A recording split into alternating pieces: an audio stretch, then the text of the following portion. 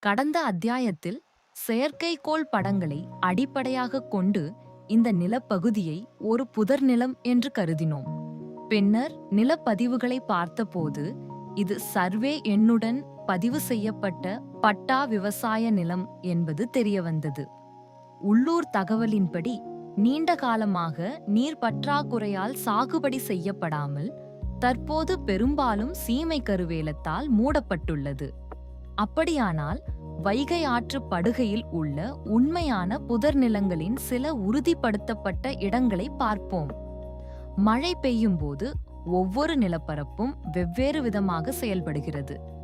ஆரோக்கியமான புதர் நிலத்தில் அதிக நீர் மண்ணுக்குள் ஊடுருவுகிறது. பயிர் மற்றும் மண்ணை பொறுத்து விவசாய நிலங்களும் மழையை உறிஞ்சுகின்றன. ஆனால் குடியிருப்பு பகுதிகளில் அதிக நீர் மேற்பரப்பில் ஓடிச் செல்கிறது. ஆரோக்கியமான புதர் நிலங்கள் மண் அரிப்பை குறைத்து மேற்பரப்பு ஓட்டத்தை மெதுவாக்கி நிலத்தடி நீர் நிரம்ப உதவுகின்றன.